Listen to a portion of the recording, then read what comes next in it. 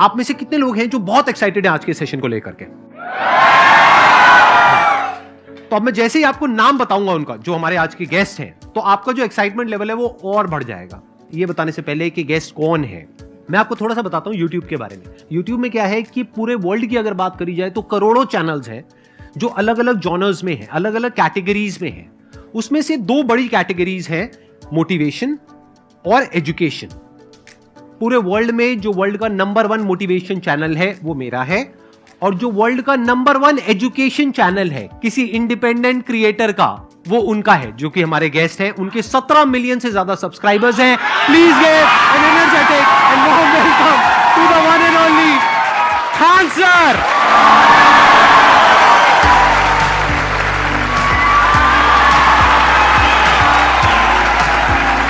क्या हाल चाल जी, कैसे हैं आप?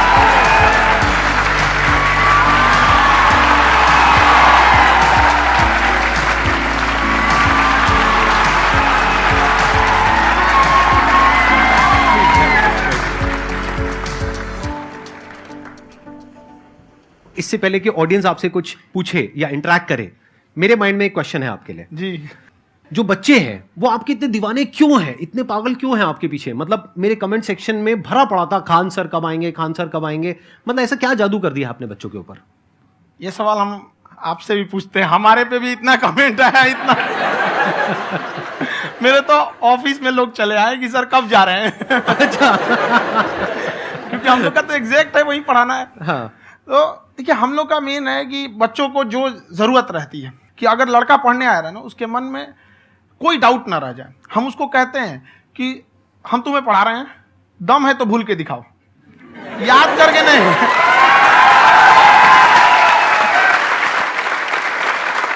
प्लस आप जिस प्राइस पॉइंट पे पढ़ा रहे हैं, आई थिंक वो सबसे कम है, वो बहुत ही कम है। सर, ये जो फीस का कल्चर है, ये हमारा इंडियन कल्चर नहीं है। हमारा इंडियन कल्चर गुरु दक्षिणा है, उस हिसाब से वो सही है। ऑक्सीजन जैसे जिंदगी के लिए जरूरी है, वैसे एजुकेशन जरूरी है। कोई ये नहीं कह सकता है कि पैसे की वजह से वो खान सर के यहाँ से लौट गया। क्या बात है।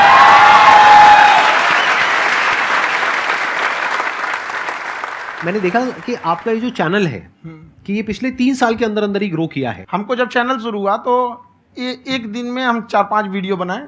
एक हमको कुछ आता, आज भी नहीं आता इतना, तो हम देख के कैमरा उमरा तो हम कंफ्यूज हो गए, बाप रे। तो हम एक ही दिन में वीडियो शूट किया, पढ़ाने वाला टॉपिक था हमको। उसके बाद कभी वीडियो नहीं, 6-7 वीडियो एक ही बार शूट कर लिए। और एक जो थे जिनका कैमरा वगैरह था, मेरे पास कैमरे भी नहीं थे उस टाइम, और कैमरा 35,000 का था। तो 6 महीना इसी में लग गया, जो 35,000 इसी में फंस जाएगा। तो उनके कैमरे से शूट किए, उन्होंने कोई चार्ज लिया, उसके बाद हम छोड़ ही दिए। लॉकडाउन लगा, तब हम कहें आप कैसे पढ़ाएंगे। वो तो 1 दिन 2 दिन करते करते अचानक लंबा हो गया। तब हमको याद आया कि ओहो, मेरा एक चैनल भी है वहाँ पे। तो उस समय उस पर लगभग 30,000 सब्सक्राइबर हो चुके थे। तो जैसे लॉकडाउन लगा तो उस पर पढ़ाना चालू किया।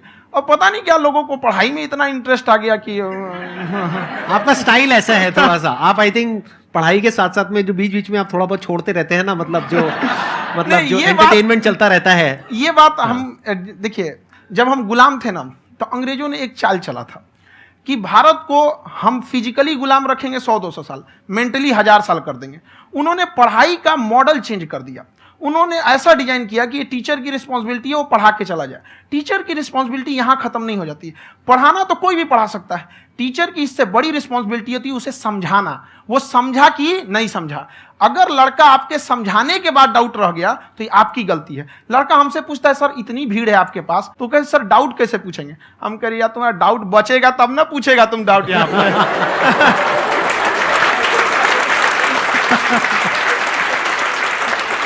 कॉन्फिडेंस नेक्स्ट लेवल है खान सर का, मानना पड़ेगा। और शायद यही वजह है इनकी जो ग्रोथ है उसका।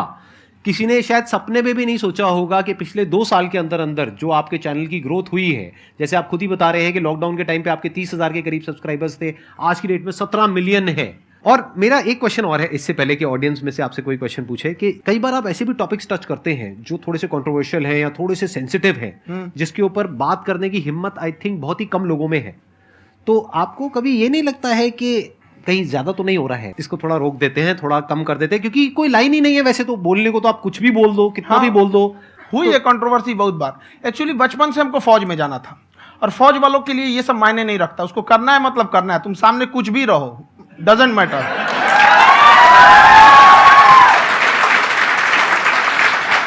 और मैंने YouTube पे देखा कुछ वीडियोस में कि आपका जो इंस्टीट्यूट है वहां पर आज से कुछ साल पहले कुछ बम गिरे थे। हाँ, कुछ गिरे थे, कुछ तो बहुत सॉलिड जगह गिरा था, फटा नहीं वो। मतलब आपके आसपास? हाँ, बम को भी पता है कि टीचर की इज्जत किया जाता है। क्या बात है, क्या बात है। मैं समझ पा रहा हूं कि ये आपके अंदर जो एटीट्यूड है ये कहां से आ रहा है, क्योंकि आप बचपन से ही फौज में जाना चाहते थे, तो आप जंग के मैदान में ही खड़े हैं एक तरीके से। बस फर्क ये है कि आपके हाथ में कलम है, हथियार ना हो करके। हथियार से एक आदमी की जान जा सकती है, हाँ। कलम से बहुत ताकत होता है। शिक्षा एक ऐसा हथियार है ना, हर कुरीतियों से लड़ सकता है, हर तरह की समस्याओं से। और ये एक ऐसा हथियार है, मेटल डिटेक्टर में भी नहीं पकड़ाता है।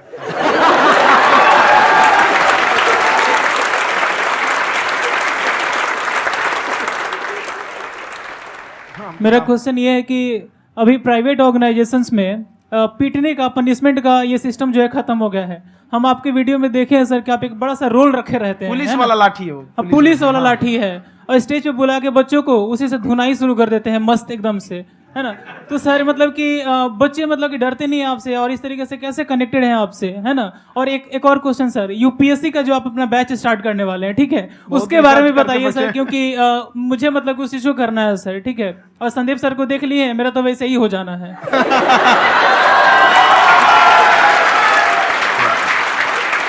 क्या हो जाना है? मेरा पूरा कंप्लीट करो।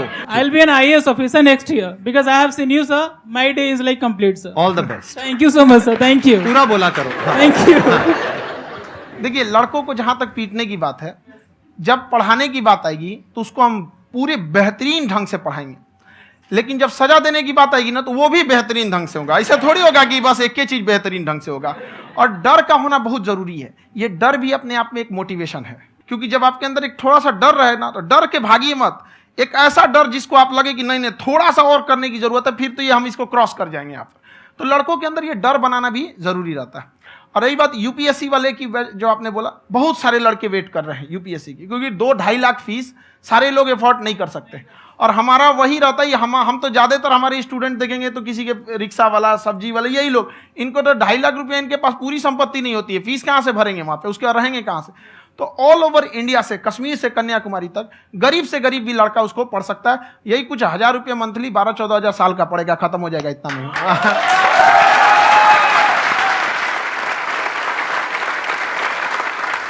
ये जो डंडे वाली बात इन्होंने कही, ये सच है? मतलब आप हाँ, सच में एक डंडा रखते हो? पुलिस का ही है वो। और मारते हो? हाँ, कि मतलब अगर कोई लड़की छेड़ता है या ऐसा कोई भी उल्टा पुल्टा काम पढ़ाई करता लिखाई है, कुछ भी गलती करेंगे तो पिटाएंगे वो यहाँ पे, कैमरे पे, ऑन कैमरा, जैसा भी रहे, कुछ भी पिटाना तो उनको फिक्स है। एक तो कोई मतलब विधायक जी थे, उनके लड़का को पीट दिए, तो चला है दल बल लेके अपना वहां पे। उसने घर पे नहीं बताया था कि सर ने पीटा है, बस बोल दिया कोचिंग में पीटा है। बाद में पता चला हम पीटे हैं, तो उसके पिताजी मेरे सामने और पीटे।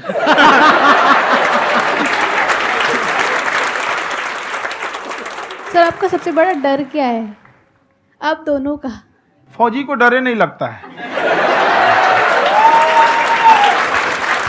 बाकी अब सर से पूछिए। आज के सेशन से पहले कोई डर नहीं था, लेकिन अब मुझे इनकी डंडे वाली कहानियां सुन करके डर लग रहा है कि कहीं मैंने गलती से कुछ बोल दिया और इन्होंने कहीं पीछे कुछ रखा हुआ है, और यही आ करके अगर इन्होंने मेरी पिटाई कर दी तो बहुत बुरा हो जाएगा। तो इसलिए हमको थोड़ा डर लग रहा है।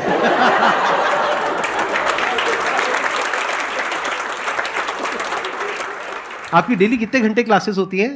6-7 घंटे। अभी भी खुद ही करते हो आप? हाँ, जो भी हमारे classes स्टाफ करते परेशान रहते हैं। हम 1:30-2 बजे सोते हैं, सुबह 6 बजे उठ जाते हैं, परेशान रहते हैं। हो? यार इतना क्यों करते हो, है ना?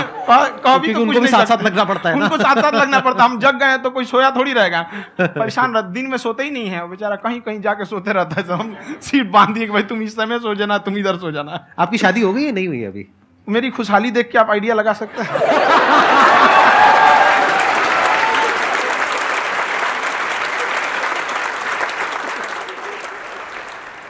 First of all I would like to say sir thank you so much to you and to your team कि आपने मुझे यहाँ आने का मौका दिया। एंड सर अब तक मैंने आपको सिर्फ फ़ोन या लैपटॉप में ही देखा है दोनों को, आज फर्स्ट टाइम लाइव देख रही हूँ तो बहुत अच्छा लग रहा है। तो मेरा क्वेश्चन ये है सर आपसे जब हम लाइफ में कोई डिसीज़न लेते हैं कि हमें ये पर्टिकुलर चीज़ करनी है, और क्योंकि हम डिसीज़न लेते हैं तो हमारी आदत है कि पहले हम 4 लोगों से पूछते हैं कि तू बता तेरी क्या राय है, तू बता तेरी क्या राय है। तो उनमें से अगर कोई हमें कह देता है कि ये बेकार डिसीज़न है मत कर, तो हमारा माइंड कहीं ना कहीं डाइवर्ट होने लगता है और उसकी वजह से हम अपना डिसीज़न चेंज कर देते हैं। तो मेरा क्वेश्चन ये है कि कैसे हम अपने डिसीज़न पे स्टिक रहे, कैसे हम जो दूसरे के ओपिनियन है उनको अफेक्ट ना होने दें अपने ऊपर।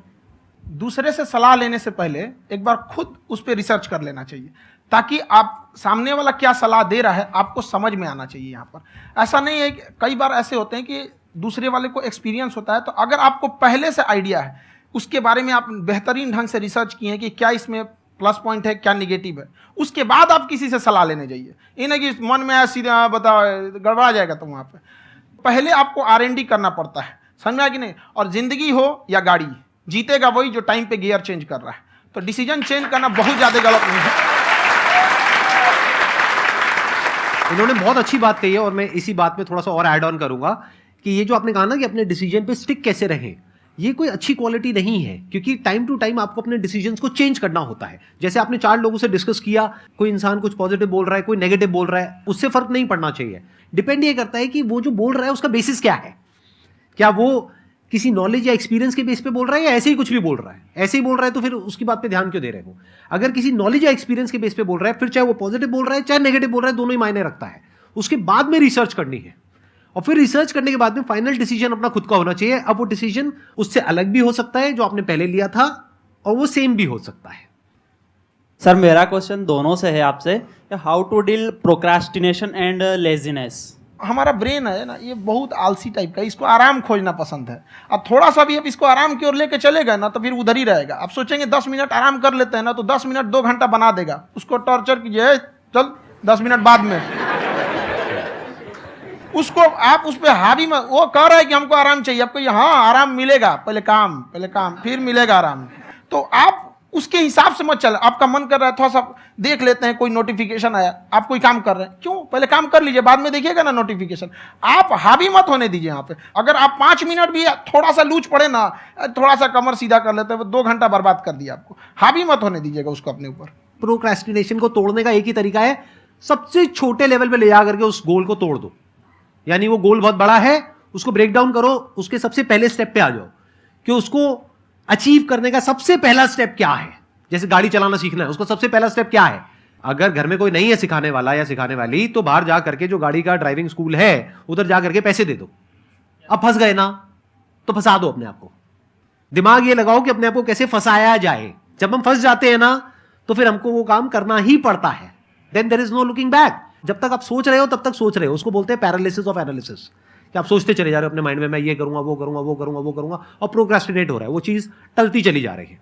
तो उसको छोटे से छोटे लेवल पे ब्रेक डाउन करके उसको कर दो, दैट इज नंबर 1। और जैसे ही करना शुरू करते हो, कोशिश करो कि उसको जब तक कि आप सही से नहीं कर लेते हो उसको छोड़ना नहीं है, तो आपकी लेजीनेस भी खत्म हो जाएगी। कई लोगों को तो हमने देखा जो सप्ताह में कुछ भी नहीं करता, वो भी संडे को आराम कर रहा है।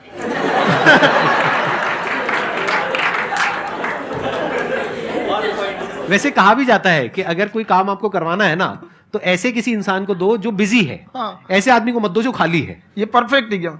किसी को भी आप देखिएगा जिसको आप कहते हैं कि मतलब थोड़ा ठीक ठाक आप समझते हैं कि नहीं ये बहुत आगे निकल, वो एक काम को खत्म करने के बाद कभी आराम नहीं करेगा। एक काम खत्म हुआ उसको लगेगा हाँ एक खत्म हो गया, अब दूसरा करना चाहिए। और वही जिसको देखिएगा एक खत्म हो गया और आराम करना चाहिए, कभी नहीं, लाइफ में आखिरी सांस तक। सर यहाँ पे सब हिंदी में पूछते हैं, इंग्लिश में पूछते हैं, मैं भोजपुरी में पूछूं? जौन भाषा ठीक लगे तोने में पूछ दो। हाँ सर।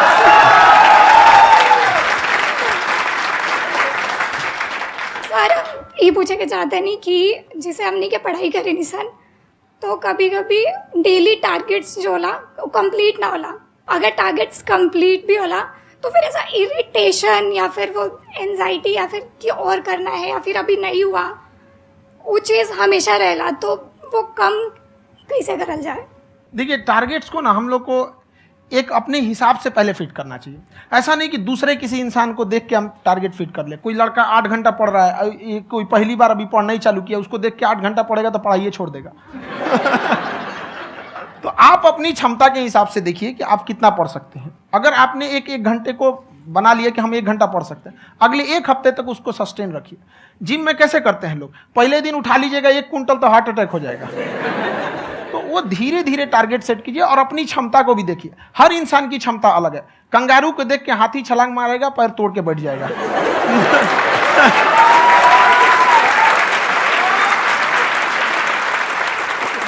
अब संदीप सर का मोटिवेशन देख के इसका मतलब क्या कि ट्रेन के आगे खड़ा हो जाएंगे, ढकेल देंगे तुमको।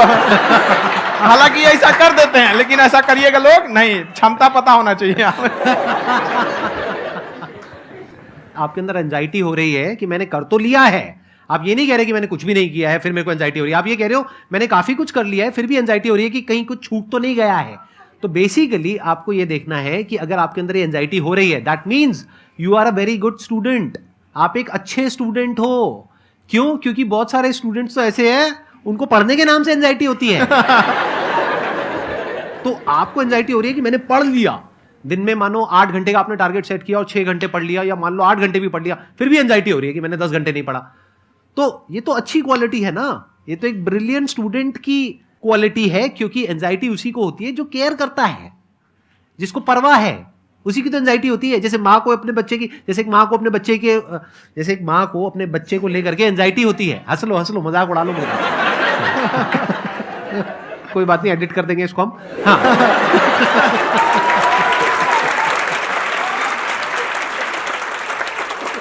जैसे एक माँ है, उसको अपने बच्चे को लेकर के एंजाइटी होती है, थोड़ी सी भी तबीयत खराब हो जाए उसको एंजाइटी होती है, चाहे बच्चा ठीक भी है, डॉक्टर को नहीं होती है।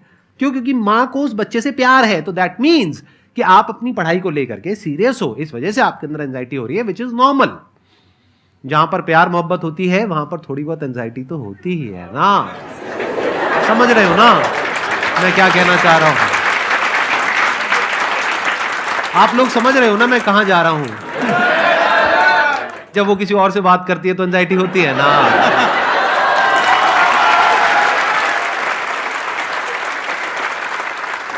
सर, आपकी स्टोरी हमने सुनी थी, तो एक टाइम आया था जब आप गंगा किनारे जाके बैठ गए थे, उस समय आपको कुछ समझ नहीं आ रहा था।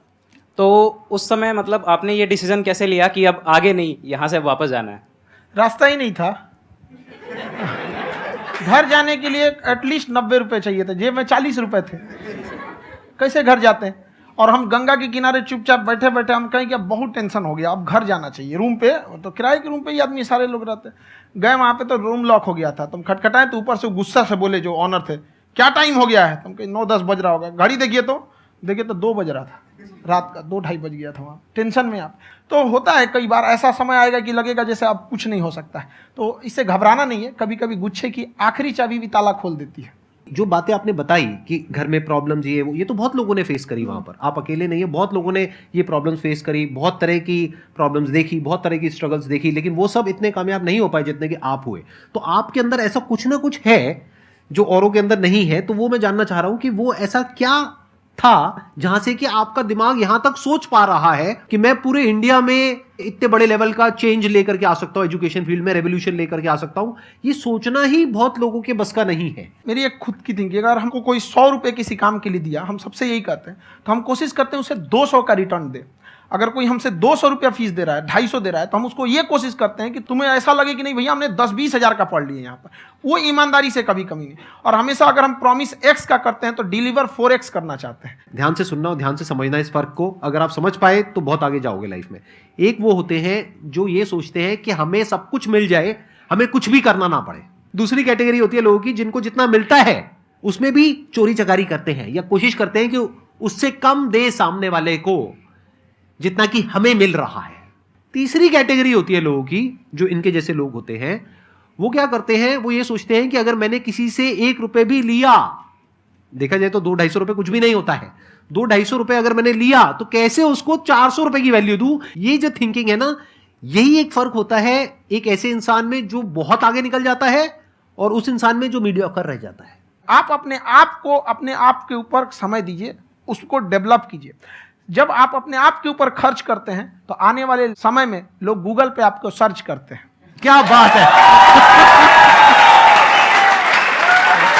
सर, ये आपने अभी बनाया है या ये कोई पुराना आपका वो है? बनते रहता है इसे, फ्लो में बन जाता है। आपके अंदर ना सर एक कवि छुपा हुआ है कहीं ना कहीं जो बाहर आना चाहता है। कभी ना कभी आपने सोचा होगा कुछ। हाँ, कभी कभी देखिए, एक चीज है, संगत का बहुत अच्छा असर पड़ता है। ये चीज को हमेशा, संगति का मतलब लोग हल्के में ले लेते हैं। संगति का मतलब होता है संग संग गति। तो अच्छे लोग के साथ रहेंगे तो संग संग अच्छी गति होती जाएगी, खराब में रहेंगे तो ये भी होता है। बट अपने आप को थोड़ा सोचना चाहिए कि हम केवल जी के मर जाएं इसके लिए नहीं आए हैं। लोग कहते हैं कि सर नाम क्यों नहीं बताते अपना। हमारी एक ही सोच है कि जाने के बाद इस दुनिया से हमको मतलब एक चीज देना चाहते हैं स्टूडेंट्स को, कि वो याद करें कि इस पैसे की भाग दौड़ की दुनिया में हर कोई दोनों हाथ से लूटने में लगा है, खाली हाथ जाने के लिए ये सबको लगा है। तो हर कोई को ये सोचना चाहिए कि था कोई इंसान जो इतने कम फीस में इतनी शिक्षा जो महंगी थी, जो कमाने का रास्ता था, उसको भी एकदम कंपटीशन इतना कर दिया कि अब लोगों को अपनी फीस बढ़ाने में डर लगता है कि अरे यार, लड़का कमेंट करता है कि खान सर इतना ले रहे हैं, आप बहुत बड़ा टीचर हो गए।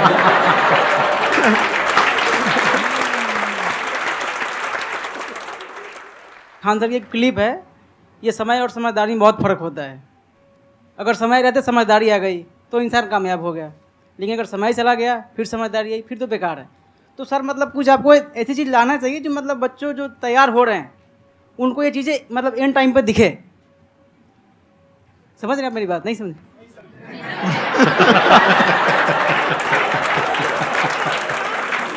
यही होता है सर का मोटिवेशन ज्यादा हो जाता है।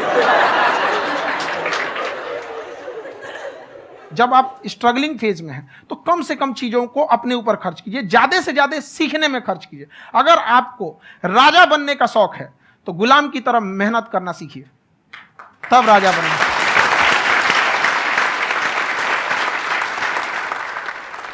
ये दुख, ये दर्द, ये सब तेरे अंदर है। तू अपने बनाए इस पिंजड़े से बाहर निकल के देख, तू अपने आप में एक सिकंदर है।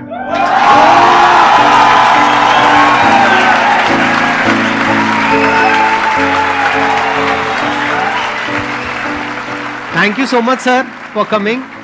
बहुत मजा आया मेरे को आपके साथ में इंटरेक्ट करके। आई एम श्योर आप लोगों को भी बहुत मजा आया होगा।